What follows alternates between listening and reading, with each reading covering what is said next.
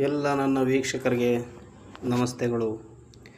ಇದು ಒಂದು 2 way slab ಗೂಡದಳ್ಳಿ mould. ಇದು 2 ವೇ ಸ್ಲಾಬ್ ಕಂಬಿ ಕಟ್ಟಿರೋದು ನೋಡ್ತಾ ಇದ್ದೀರಲ್ಲ, ಕಾಣಿಸ್ತಾ ಇದೆಯಲ್ಲ ಎಲ್ಲನೂ. ಅದಾದಮೇಲೆ ಪೈಪ್, ಎಲೆಕ್ಟ್ರಿಷಿಯನ್ ಪೈಪ್ ಹಾಕಿದ್ದೀವಿ. ಇದು ಟೇರ್ ಕೇಸು ಎಲ್ಲ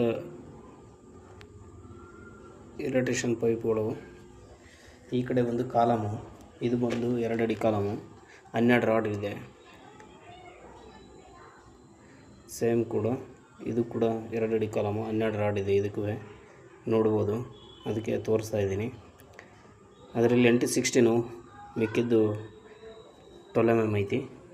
ಇದರಲ್ಲಿ ಕೂಡ ಅಷ್ಟೇ 8/16 4 12 mm ಐತಿ. ಟೋಟಲ್ ಬಂದು ನಿಮಗೆ 12 ರಾಡ್ ಇರುತ್ತೆ ಒಂದು ಕಾಲಮಲ್ಲಿ.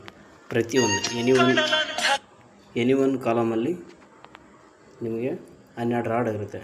200% 12 ರಾಡ್ ಇರುತ್ತೆ.